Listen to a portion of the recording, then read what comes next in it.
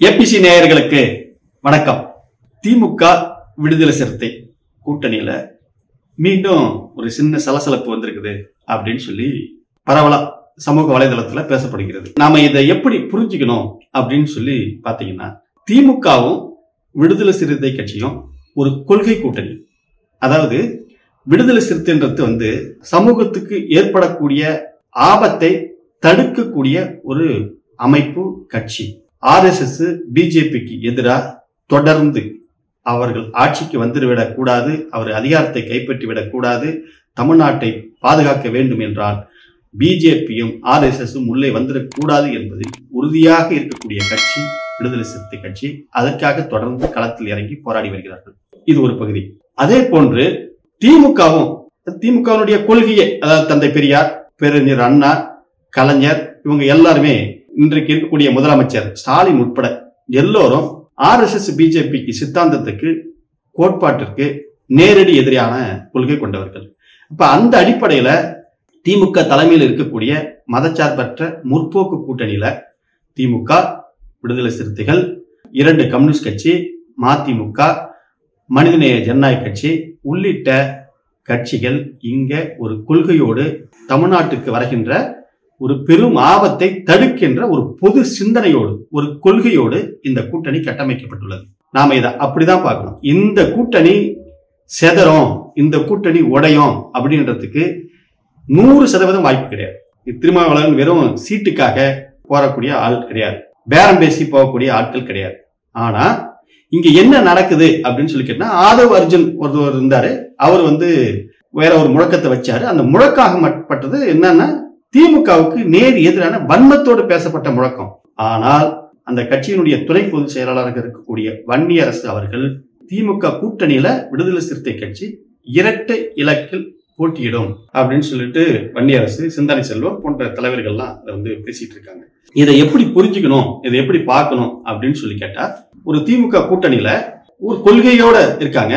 படிப்படியா அந்த ஒரு 11 தேர்தலை சந்திச்ச இந்த கட்சி ஏறத்தாழ ஒரு 5வது தேர்தலில் அவங்க இப்ப ஒரு மாநில அந்தஸ்து பெற்ற கட்சியாக விடுதலை சிறுத்தை கட்சி மாறி இருக்கிறது. இப்ப இந்த நிலையில அந்த கட்சியினுடைய கட்டமைப்பை மேலும் விரிவுபடுத்தணும் அப்படின்றதுக்காக, அவர்களுடைய தொண்டர்களை உற்சாகப்படுத்தணும் அப்படின்றதுக்காகவும் வன்னியரசு பொதுத்தளத்துல ஒரு 25 தொகுதி வரை எங்களுடைய இலக்கு, இந்த கூட்டணியில 25 தொகுதி வரை எங்களுடைய இலக்கு அப்படின்னு சொல்லி பேசியிருக்காரு. இப்ப அதனால இங்க என்ன ஆயிடுச்சு அப்படின்னு சொல்லி கேட்டீங்கன்னா, ஒரு பெரிய சலசலப்பு. மீண்டும் கூட்டணியில, திமுக கூட்டணியில சலசலப்பு. விடுதலை சிறுத்தைகள் கட்சி 25 தொகுதிகள் இலக்கு வச்சுட்டாங்க. அதனால திமுக அதை புறக்கணிக்கும், உடஞ்சிரும், திமுக கூட்டணி உடஞ்சிரும், அப்படின்னு சொல்லி எல்லாரும் அந்த கதையை கட்டிட்டு இருக்காங்க. அதுக்கான சாத்தியமே இருக்காது. 25 தொகுதி என்பது இலக்கு அப்படின்னு சொல்லியிருக்காரு, அவ்வளவுதான். நேரா அதை திமுக அப்படி கூப்பிட்டு 25 தொகுதிகளையும் கொடுத்துரும் அப்படின்றதுலாம் சாத்தியம் இல்லை. எப்படி அது சாத்தியம் அப்படின்னு சொல்லி கேட்டா, இவர்கள் கேட்கிற தொகுதிகள்ல திமுக சர்வே எடுக்கும். இந்தந்த தொகுதியில உங்களுக்கு ஆட்கள் இருக்காங்க, இந்தந்த தொகுதியில கட்சி கட்டமைப்பு இருக்குது, இந்தந்த தொகுதிகள பலம் இருக்கு, இந்த சர்வே எல்லாம் பார்த்துட்டு அதுக்கு அடுத்ததுதான் உங்களுக்கு என்ன பண்ணுவாங்க அப்படின்னு கேட்டா, சீட்டே ஒதுக்குவாங்க. இது ஒன்னும் லேசா 25 தொகுதி கேட்டா அது தூக்கி கொடுத்துறது அப்படின்றது கிடையாது. ஆனா வாய்ப்புகள் எப்படி இருக்கும் அப்படின்னு சொல்லி கேட்டா, ஒரு நாடாளுமன்ற தொகுதிக்கு 6 சட்டமன்ற உறுப்பினர்கள் கொண்டது. அப்ப விசிக கிட்ட 2 நாடாளுமன்ற உறுப்பினர்கள் இருக்காங்க. ஒரு நாடாளுமன்ற உறுப்பினருக்கு 6 தொகுதி என்கின்ற அடிப்படையில 2 நாடாளுமன்ற தொகுதிக்கு 12 தொகுதிகள் வரை அவர்களுக்கு கிடைப்பதற்கான வாய்ப்புகள் பிரகாசமாக இருக்கிறது. திமுக தலைமையும் அதை ஓரளவு உறுதிப்படுத்தும் அப்படின்னு தான் நான் நினைக்கிறேன். எனக்கு கிடைச்ச அந்த தகவல், அதனுடைய அடிப்படையில திமுக இப்போது விடுதலை சிறுத்தை கட்சியினுடைய கோட்பாட்டு ரீதியாக அந்த கூட்டணியை தக்க வைத்துக் கொள்ள வேண்டும். அதே நேரத்தில் அவர்களுக்கு ஒரு முன்னுரிமை கொடுக்க வேண்டும், ஒரு முக்கியத்துவத்தை கொடுக்க வேண்டும் என்பதில் திமுகவும் உறுதியாக இருக்கிறது. அதில் எந்த விதமான மாற்று கருத்தும் கிடையாது.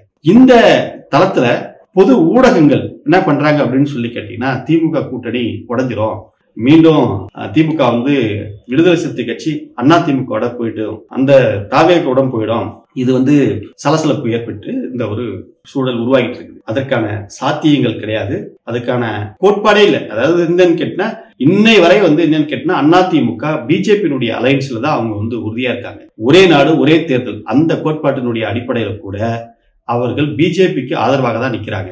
டெல்லி மாநில சுய உரிமை அந்த கோட்பாட்டில் கூட அவர்கள் பிஜேபியினுடைய ஆதரவுல தான் இருக்காங்க. அவர்கள் எல்லாமே கிட்டத்தட்ட பாத்தீங்கன்னா அது ஒன் ஆஃப் த பிஜேபிக்கும் அதிமுகவுக்கும் பெரிய அளவுல ஒன்றும் வித்தியாசம்லாம் ஒன்றும் கிடையாது. அதனால அவர்கள் பிஜேபி கூட பிஜேபியினுடைய கொள்கையோடு அவர்கள் ஒன்றாக இருக்கும் வரை விடுதலை சிறுத்தைகள் கட்சி அந்த கூட்டணியில இணைவதற்கான வாய்ப்பே கிடையாது. அதனால அதிமுகவோடு கூட்டணி இணைவதற்கு வேணா வாய்ப்பு கிடையாது. ஒருவேளை அதிமுக, பிஜேபி, பாட்டாளி மக்கள் கட்சி போன்ற இதர கட்சிகள் எல்லாமே ஒருங்கிணைறதுக்கான வாய்ப்புகள் இருக்கிறது. அந்த கூட்டணி அப்படிதான் அமையுமே ஒழிய, அதே மாதிரி தமிழக வெற்றி கழகத்தினுடைய தலைவர் விஜயும் சீமானும் இணையறதுக்கான ஒரு வாய்ப்பு இருக்கிறது. ஆனால் எக்காரணத்தை முன்னிட்டும் விடுதலை சிறுத்தை கட்சி திமுக கூட்டணியிலிருந்து வெளியேறுவதற்கான வாய்ப்புகள் துளியும் கிடையாது. விடுதலை சிறுத்தை கட்சியினுடைய துணை பொதுச் செயலாளர் வன்னியரசு சொன்னதுல எந்த சலசலப்பும் கிடையாது. வன்னியரசு ஒரு இலக்கு சொல்லியிருக்காரு, நாங்க இரட்டை இலக்குல நிக்கிறோம், போட்டிடுவோம், அதனால நீங்க 25 தொகுதி கொடுத்தாதான் அந்த கூட்டணியில் நாங்க இருப்போம், இல்லைன்னா இருக்க மாட்டோம் அப்படின்னு எந்த இடத்துலயும் அந்த இது சொல்லல. திருமாவளவன் அதற்கான பதில் சொல்லும் போது என்னன்னு கேட்டீங்கன்னா, இது எங்களுக்கு எந்த விதமான சலசலப்பும் கிடையாது, எந்த விதமான பிரச்சனையும் கிடையாது, நாங்க உறுதியாக இருக்கிறோம், மதச்சார்பற்ற முற்போக்கு கூட்டணியை உருவாக்கியதில் எங்களுக்கு முக்கிய பங்கு இருக்கிறது, அகில இந்திய அளவில் இந்திய கூட்டணியை உருவாக்கியதில் எங்களுக்கும் மிக முக்கிய பங்கு இருக்கிறது, அதனால் இது கொள்கை கூட்டணி, 2026 திமுக கூட்டணியோடு தொடர்ந்து பயணிப்போம் என்று திருமாவளவன் அழுத்தமாக சொல்லியிருக்கிறார். அதனால திமுக கூட்டணி உடைவதற்கான வாய்ப்புகள் சுத்தமாக கிடையாது. அதிமுக தலைமையில பாஜக, பாமக இவர்கள் தான் ஒருங்கிணைவார்கள். இதை தாண்டி அதிமுகவுக்கும் வேறு வழி கிடையாது. இதுதான் அங்க இருக்கக்கூடிய நிலைமை. மீண்டும் அதிமுக இரண்டாவது பெரிய கட்சி என்ற தகுதியை தக்க வைத்துக் கொள்ள வேண்டும். அதுதான் அவர்களுடைய இலக்கு. என் போன்ற நபர்கள் எல்லாமே நாங்க விரும்புறது என்னன்னு கேட்டா, திமுகவும் அதிமுகவும் தான் இங்க போட்டியாக இருக்கிறமே ஒழிய, அந்த இடத்தில் பாஜக வளர்ந்து அந்த இடத்தை தக்க வைத்திடக்கூடாது, அந்த இடத்தில் தாவேகா வளர்ந்து அந்த இடத்தை பிடித்துவிடக் கூடாது என்பதில் என் போன்றவர்கள் நாங்கள் உறுதியாக இருக்கிறோம். இந்த தேர்தல் 2026 தேர்தல்ல அவங்க மிக முக்கியமா இரண்டாவது பெரிய கட்சி என்ற தகுதியை அவர்கள் பெற்றுவிட வேண்டும். ஆனால் அது பெறுவார்களா, அதற்கான சாத்தியக்கூறுகள் இருக்கிறதா என்பது சுத்தமாக இப்போது வரை இல்லை. என்ன செய்ய போகிறார்கள் என்று அதிமுக தலைமையும் அதிமுக நிர்வாகிகளும் தான் அதை முடிவு செய்ய வேண்டும். எக்காரணத்தை முன்னின்றும் மதச்சார்பற்ற முற்போக்கு கூட்டணி உடைவதற்கான வாய்ப்புகள் கிடையாது. அந்த கூட்டணி 2026 தேர்தலில் மீண்டும் வெற்றி பெறும். நன்றி, வணக்கம்.